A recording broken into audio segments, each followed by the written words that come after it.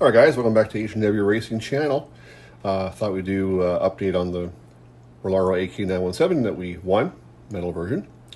So this is where I started. And it's been a while since I did a RLAARLO, but coming back to me real quick. So I'll show what I'm doing. So my object here is to do the diff fluid. I'm trying to, we run 1 million front and rear in our small cars, and it really helps a lot. So I started by removing all the tires. I put all the nuts back on the hubs. A lot of people know this car inside and out. I do too, but it's been a couple of years. So I'm just putting things back so I remember. Step 2 is I remove the front bumper and I put the screws back. They're all back in.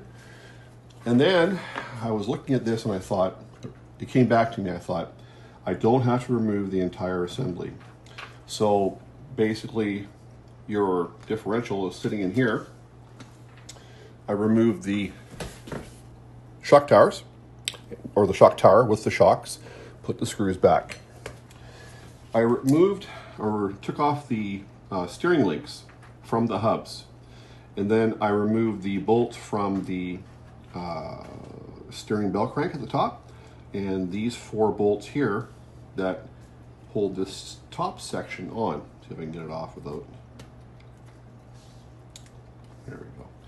So now we've got this whole section here, and if I remove this piece, I put the screws back in it. It's kind of obvious to see how things go back together because there's a groove, and this one here too. So this top piece, I'm going to have to remove the cup to slide this piece forward and off, and then I have just the differential. One of the things I noticed, see if I make sure I'm on camera here. One of the things I noticed is that the arms are, see if I can do it this way. There's a little bit of play in there. I think I need 1 shim in there. I don't want to make it tight where it won't move, but I want to put a shim probably on this side just to make it a little less of a wobble. The lower arms are good.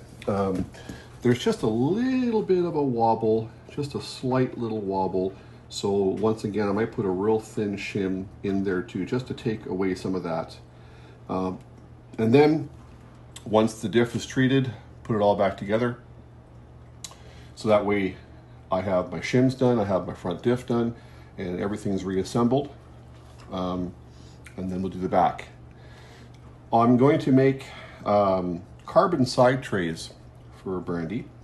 I just want to don't want to have these ridges here. I want to be able to have more room to place things, whether it's a battery or running parallel 3S. 3S is the rule for the stock class. And I just want to make more room. So I'm going to remove these after I've done the front and the rear, and basically just cut them out of carbon, just copy them exactly with all the holes and put it in.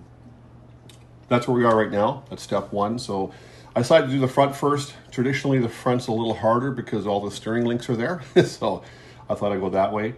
But so far, like I remember now, it's a good car. It really is. Just a few things that I want to upgrade. We're going to order some parts so it can handle. I don't like this motor mount. I want an adjustable motor mount. But overall, it's really good. One of the things too that we'll do, but I guess I'll talk about in the next step, is the shocks. I'm going to leave that alone for now. I'm focusing on the front and rear diff being treated, the arms being shimmed so there's no play, and then have the whole thing reassembled, and then I can do a shock one. But overall, not too bad. If you take your time, you can see how things come apart. And like I said, all you have to do is put the screws back.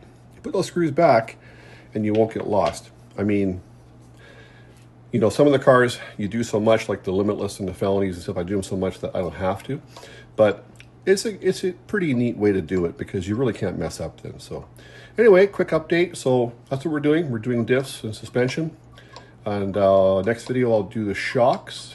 And then we're going to be getting a good servo for it. And I already have the motor and ESC, but one thing at a time. So thanks for watching, guys.